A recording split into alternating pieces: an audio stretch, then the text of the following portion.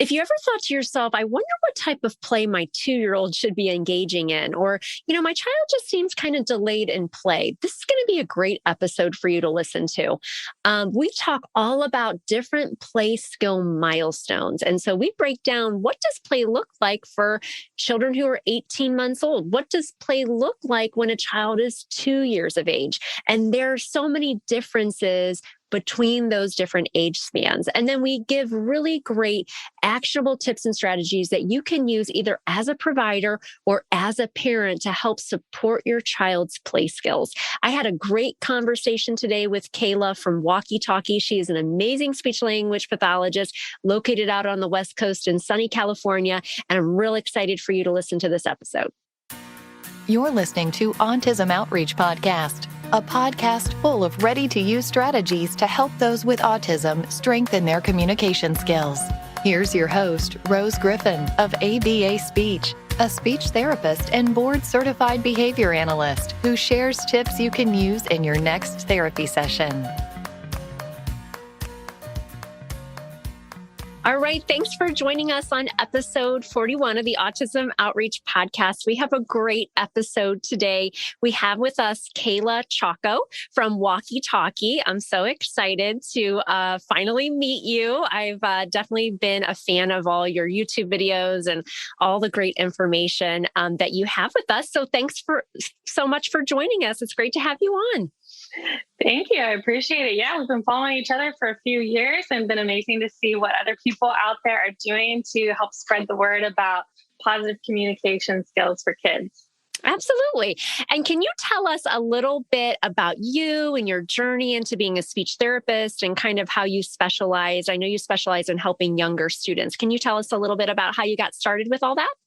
Yeah, absolutely. So I didn't know anything about speech pathology until mid-college. I'd never really heard of it, but I knew I wanted to work with kids, knew I had a knack for that. So started out as a preschool teacher while going to college for music. Not sure what I wanted, maybe like music therapy. But at that same time, I had 3 little brothers that needed speech therapy, all in different types of speech therapy. But specifically the youngest, he was 2. He was talking up a storm, but we could not understand anything he said.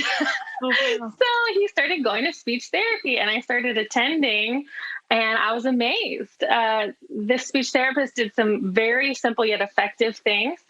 And all of a sudden I could understand what my 2-year-old brother was saying. And we were building the connection more easily that way. So I was so inspired by that. Switched my major over.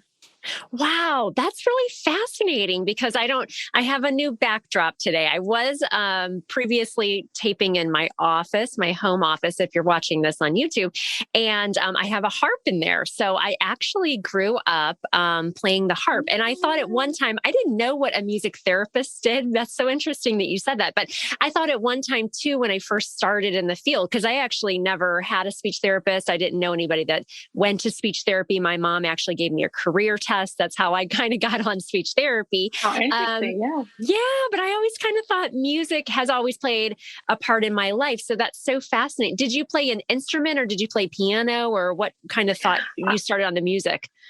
I was learning piano, but I was a vocalist. And so was interested in like trying to be an opera star, Broadway star, but maybe I'd work with kids on the side as a music therapist. At the time, though, there wasn't a lot of research to support its effectiveness. So I was worried about job security. And, I'm really glad I found speech pathology, but I got to say, I use music every day with my kids, and I'm sure you do. So I've still integrated that. Oh, that's amazing. Okay. So that might be why you have the super helpful killer YouTube channel. Yeah. Okay. That's kind of a performer at heart. I love that so much. It's really interesting. I've had a lot of different speech therapists and professionals on the podcast, but it's so interesting because I feel like a lot of us are really creative spirits. So like Chris Winger, I don't know if you know him, but he lives out in California. He's speech dude and he is into music. I think he might be a DJ or something. Everybody everybody kind of has their own creative outlet, which I think is so interesting with speech therapy, because I feel like it's definitely a science, but everybody's application and how they plan therapy sessions is going to be so, very different. I just got off a consult call. I do a lot of these international consults with parents. And I was saying, one professional may tell you that therapy should be at the table. Another professional may tell you that I subscribe to more of a play-based approach. And so it could be the one science, but everybody's going to have a different application of it. Isn't that true? Yes. And I love to hear different people's backgrounds coming into play. And so music is one of those things for me. It sounds like for Chris, how neat. Yeah, that's very cool. So I'm excited to have you on today to talk all about play. I think talking about play-based therapy and how we can integrate, play is so very important. I know that I really try to, so I have a small private practice called ABA Speech. I'm a private therapist and also a school therapist, but I try to coach parents on the power of play and how we can work on so many things embedded within play and functional routines.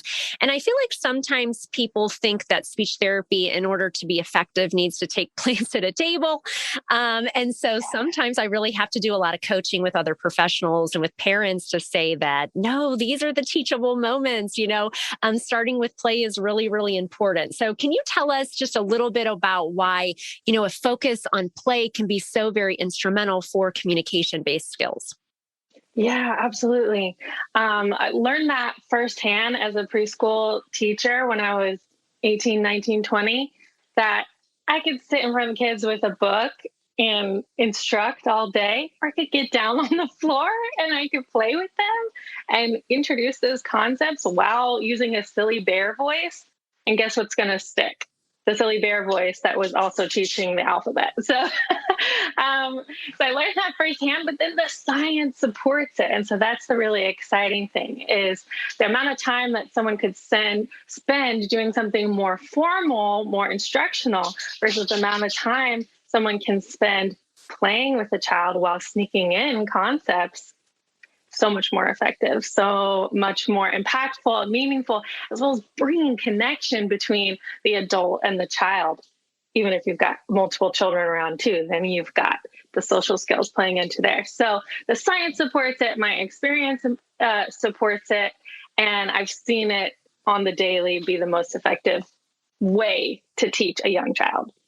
Yeah. And I love that idea about the connection, the social connection. I know, we talk a lot about joint attention as a speech therapy term and things like that. But what I've been trying to tell parents about is that we really need to just focus on these shared activities, because I think sometimes parents can feel so very overwhelmed, and therapists too, especially when you're working with autistic students or students who are struggling communicators, about where do we get started? Like, how do I plan a therapy session with a child that maybe is not easily engaged with the tasks that we plan? And so I keep going back to this idea of these, shared activities and how that can be really impactful. And I think sometimes it's really just hard for people to conceptualize, what does that mean? Like I have a lot of parents that I work with in the home environment, and I'll like have a book and I'll be like Pete the cat and I'll be reading the book. And, parents are so worried about the child needing to sit there the whole time that I've been doing a lot of coaching about, just like you said, like, let's get down, let's do a silly voice. The child will come back.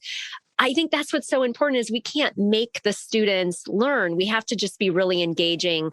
I've been saying play partners, not play directors, but I like that. Yeah. Play partners. Yes. Yeah. Trademark that. I like that. Yeah. We heard it here first. Episode 41. So can you tell us, I think sometimes it's just hard to remember some of those milestones, so I think what we're going to try to talk about today, or maybe where should children's play skills typically be at some of the different ages? And then maybe what are some activities that we could embed, whether we're listening as a parent or professional, to help our children kind of increase those skills. So could you talk to us a little bit about some of the different milestones at some of the different ages for play skills?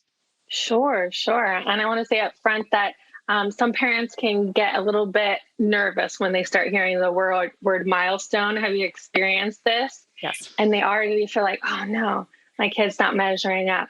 But these are guidelines, as you know. And so I just want to express that for the parents. These are guidelines based on, lots of years of research.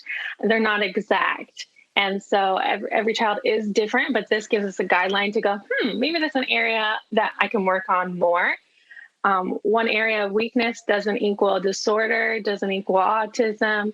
It just is something to identify and work on. But we're going to work on it through play, just like you said, as a play partner. Mm-hmm. So it should be hopefully something fun for the parents and for therapists as well. So what age group do you want to start with, Rose? How about like itty bitties, like 6 to 12 months? Like what should we be thinking about, at that age range? What is something that would be kind of like typical at that age? Yeah, it's amazing how playful the itty bitties are. And sometimes parents, especially new parents, don't notice those little moments as play. And so if they're willing to learn more and become more aware, then they get more involved often. So as a speech therapist, I try and point out those little moments like, look, did you see that little that side eye that the kid gave you? Like that's expressing probably this emotion. But to be detailed about this 6 to 12 months, they're definitely starting to engage with some social games. And speech therapists call those social games, but parents would be familiar with them as like peekaboo and patty cake. So they're involving the hands, they're involving the face. There is some words, some songs with it. But the idea is I, as the adult, am doing something and the child's doing something together, connecting.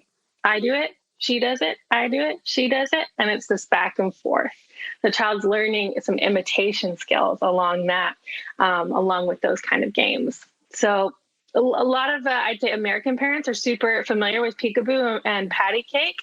There may be other games that other cultures have, and that's great. But the idea is a little something silly that's about connection and about a back and forth copycat kind of thing between the parent and the child. That's so fun. And I remember I have 3 kids of my own. I remember when my firstborn started playing peekaboo, it was just like, it's one thing to be a speech therapist and talk to parents about, what typical language development looks like and how we can help support their students. But then to see typical language development kind of unfold is really the most amazing thing. I remember my daughter had a little blankie and she was in the car in her car seat. And I was kind of turned around looking at her probably as a passenger in the seat. And I remember her doing peekaboo. And what I found to be the most absolutely amazing thing is that she was so reinforced by my excitement. Like we would play it. She was playing it. It wasn't actually me doing the blankie. I think I probably had modeled it, probably thinking back in my mind, but she wanted to do it. And she thought it was so cool that she could do it on her own.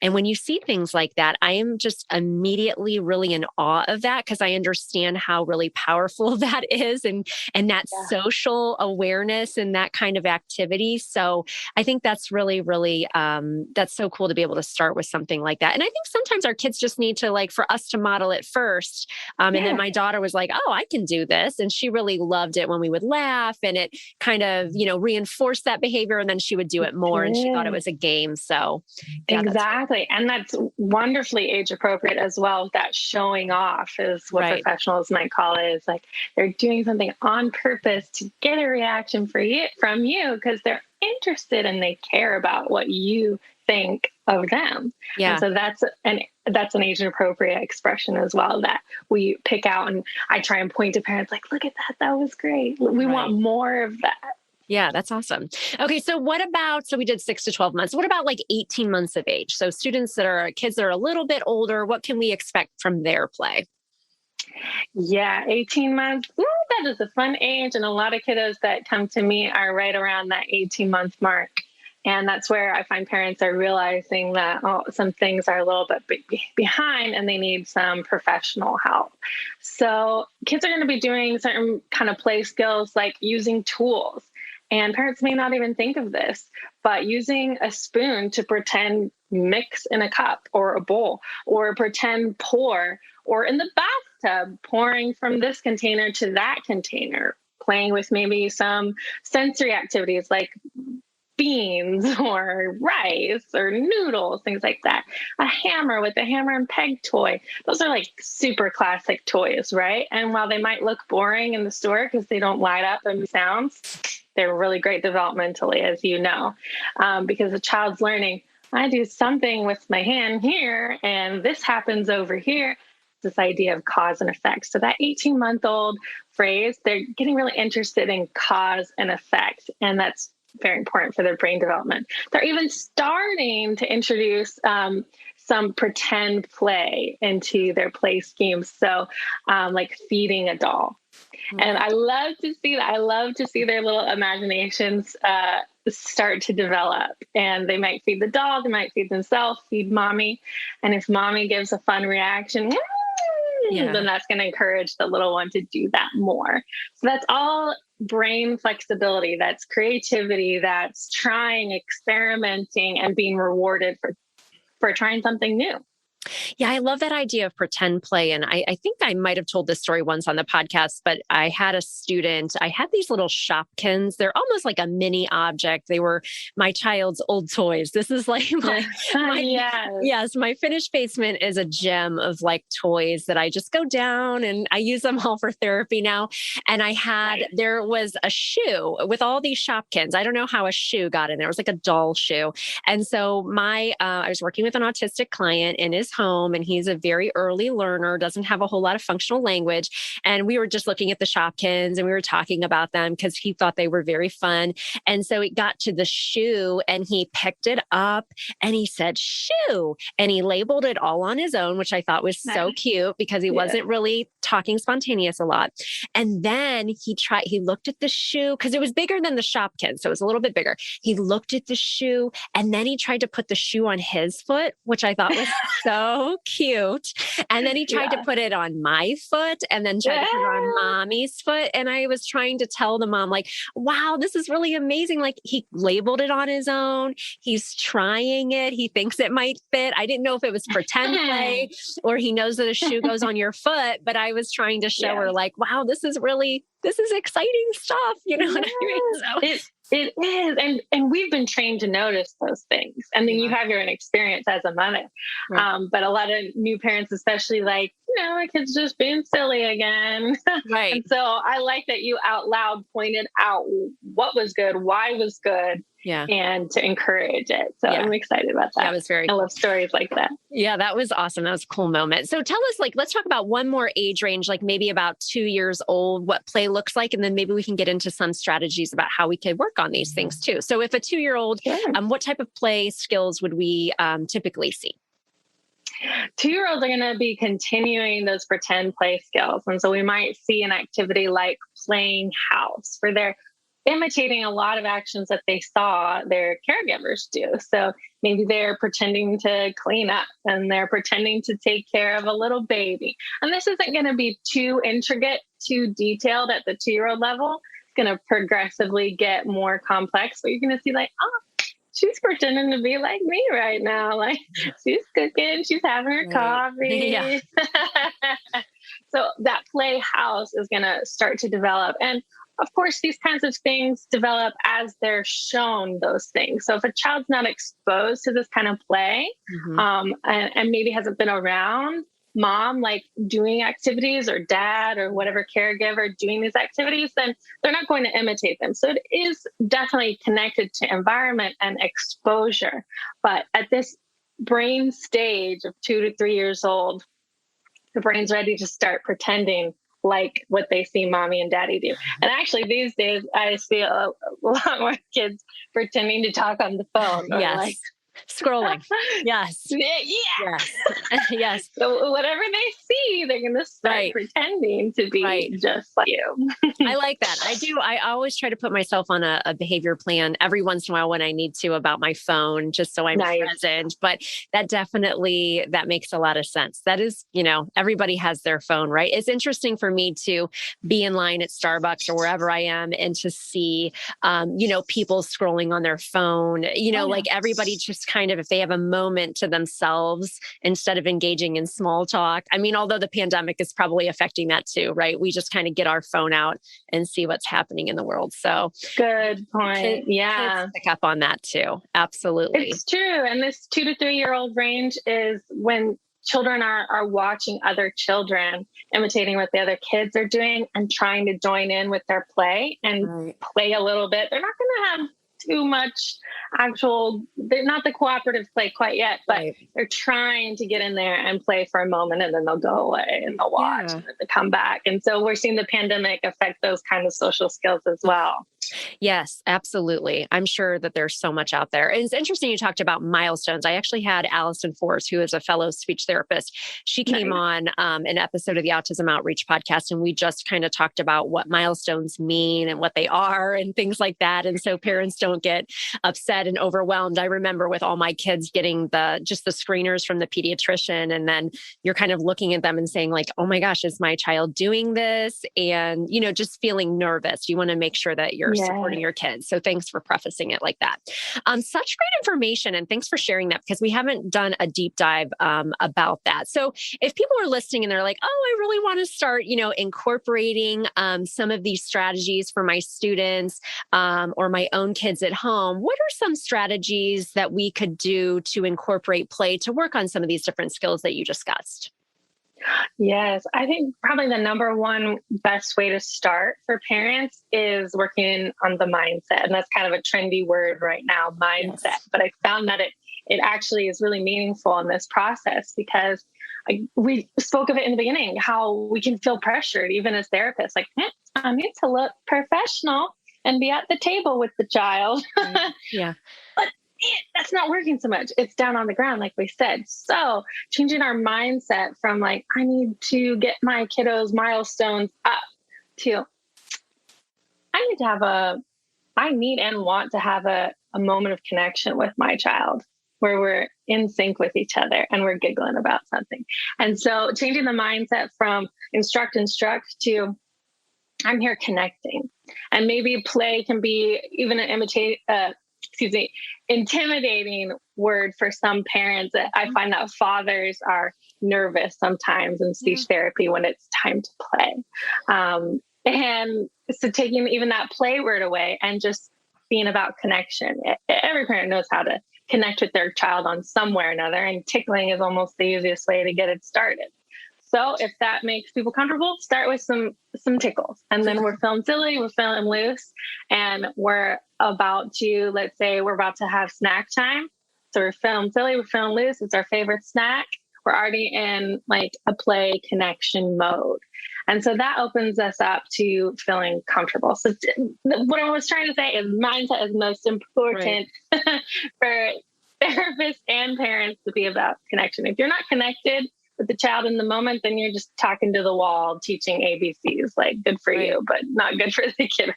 Right. So having that positive mindset of like, I want to connect with my child right now. Yeah, I love that. That's such a good idea. And the mindset is so good, because I think sometimes, we come in, I have my clipboard, right, with my little notes. And, we're worried about, especially as a school-based therapist, sometimes you're just so nervous about getting work done on all the different IEP goals. But I always talk about it too. Like, we really just have to, build a rapport with the child and make sure that we kind of understand, what they like, and, things that we can present in therapy. And I think I was talking today with a parent who, was definitely coming from the thought of, work has to be done at the table. This is where we do work. And she has a child who is not even 3 yet. And I said, like, everybody's going to tell you something different. I said, but this is my 2 cents. I can do so many different things through play and through fun therapy that's fun. Like, therapy should be really fun for the clinician and for the child. And I know that when I first started in the field, and especially working with autistic students who potentially had problem behavior that was a barrier to their learning, even really young students that would come in, I just felt like, I'm not sure what to do with this client. And I remember talking to my supervisor, and she said, well, you should just work on joint attention. And, as a 23-year-old speech therapist, and not having my own kids then, I just didn't understand what she meant really. Like, how do I even get started on that? So, if parents or if providers, have this, create this atmosphere where things are really fun and functional, do you have any ideas? Like we talked about playing with toys that maybe don't have batteries. We've talked about that in previous episodes. So we say like ditch the batteries. Like, these aren't going to be the hot toys you see in like the Christmas or Hanukkah, like, circular for guests and things like that. But what are some of your favorite toys that I know you mentioned a couple, but that really we can work on joint attention and this type of engagement? Do you have any ideas? Because oftentimes I find that people really want me to tell them like, buy these toys. This is how you can use this in therapy. Do you have a couple go-tos that you kind of coach people on using? True. My philosophy, and I wonder if you agree, is it doesn't matter what you're playing with, it's how you're playing. Mm-hmm. But I do find that a lot of therapists want to know, like, tell me your top 5 toys, because I'm nervous and I'm scared and I need things. Yes. And so, I've made a lot of videos with a lot of toy recommendations. But again, it comes down to that mindset. Are you watching the kid? Right. Are you about connection?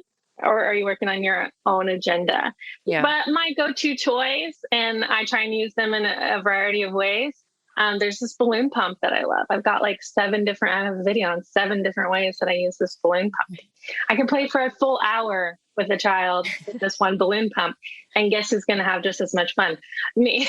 Right. So I love a versatile toy, a balloon pump. I love a ball. I love bubbles. I love having some pen and paper and, markers, washable markers or something like that. I usually don't have a lot of books for 2-year-olds. Mm-hmm. Not a lot. If it is a book, it's a puppet book. Yeah. It's silly and it moves and I'm tickling the kid. Yeah. Let's say I went into a therapy with a kiddo and I forgot my backpack. That happened to me one time. Oh dear. I forgot my backpack. Oh dear. And the parents didn't have a lot of toys. Mm-hmm. So my go-to toys were hands, body, facial expressions. And I was just being a goofball with the kiddo. And I did a lot of songs and we did a lot of movements, and it was a great session. And it was good for the parents to see too, that it's not about things. Right. It's about you. And I know some states have that, and I'm not sure if you're more aware of that, but there's definitely some states that subscribe to some type of methodology. I don't know if it's called bagless or where you don't bring anything into the home, like you're not allowed, right? And you just have to use things that are in the child's environment. I don't live in a state that subscribes to that. Yeah. I've definitely heard that. I haven't heard it as being like a rule, but based on company. So company that's working with the state's program, they say our policy is bagless and our policy is minimal toys and things like that. And I like it as a philosophy and I like the challenge of it. A new therapist may not be ready for that, and that may be really challenging. I think it's better to use the parents' toys as well. I got into a habit of bringing toys from the dollar store and left it. Oh, could you do that every day with them texting mom? Could you do that every day with your kiddo? I can't wait to hear what they learn. As a dollar toy store. So it didn't matter to me. And that kind of worked out, and then teaching parents how to use recyclables and turn like a Clorox container, the tub, turn that into a silly caterpillar that likes to eat food, and we give it pretend food and it eats it up and things like that. I think speech therapists are very creative in that sense that we could make anything a therapy material. Yeah. And I think sometimes though parents feel or newer therapists just feel kind of like, am I doing this right? Is this the right thing to do? And so oftentimes when I'm working with parents, I'll model all those different things in the session. But what I liked you said is like, you kind of point out like, see what happened in that moment. Like this was a teachable moment. And I try to, like with the kid in the shoe and he was trying to put it on everybody. I was trying to talk to the mom about how really cool that was and how exciting that moment was, because it went beyond just him having it or picking it up or labeling it. It was almost like and play, which I was very excited about. And I think sometimes as new therapists, you might feel kind of hesitant to point those things out. I don't know. I think I was probably just, I think when you're new in the field, you're kind of nervous, aren't you? Just especially working with parents. Definitely. Definitely. And you just spent all this money and time and you want to do a great job and change the world. And it's hard. It is hard. You got to just get in there, right? And get started. Yeah, exactly. Yeah. An example popped into my mind with my little brother, actually, when he was 2-year-old. And, I wasn't a speech therapist, but I was learning a lot in school and as a preschool teacher. And yeah, he didn't have any actual understandable words. And sure, we could play with toys, but sometimes we'd just be silly and he'd be sitting on my lap and we'd count freckles. And he couldn't even pronounce any of the words, but he had a lot of cute little freckles. And so we counted them. And then he went along with me and we had a lot of connection in that moment. And that's a memory that I still have. He's 16 years old now. And that's no toys involved, counting freckles. That's cute. And that's what I tell people too, is that once you kind of understand a little bit more about the foundational skills that you want to work on with students and how they typically learn language, that especially for parents, they'll start to understand these foundational skills, and then they'll feel more comfortable realizing that communication doesn't just happen at the table or it doesn't just happen at speech therapy, but it really happens across the whole day. And I think that as anybody gets more comfortable with understanding that, then they see all these little moments that we get so excited about, Yes, those moments. Yeah, that become memories. And you treasure moments. I love it. That's really cute. I love that. Such great information. So we always end the podcast with these last 2 questions.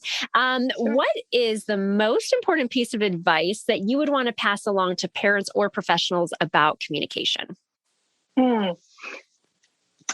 Related to what we've been saying, maybe expressed in a different way. Pressure, goodbye. Take that pressure out. Take it off you as a parent. Perfection, that's not going to help us, okay? And I struggle with the ideas of perfection as well. So taking that pressure out, not worrying about the milestones, connection, 100% about connection. If I could get a parent to focus on connection for 1 week, over any other goals, I guarantee you the child's going to have improved play skills, improved social skills, and improved even early language communication skills. I love that. So great. So true. So where can people find out more about you and your work? Oh, yeah. Google search Walkie Talkie speech therapy or Kayla Chalko. I'm going to pop up all over the place. Yes. I am way too visible online. And I've been making a lot of materials for parents over the years, and therapists have found that helpful as well. And so Google search Walkie Talkie speech therapy, you'll find me.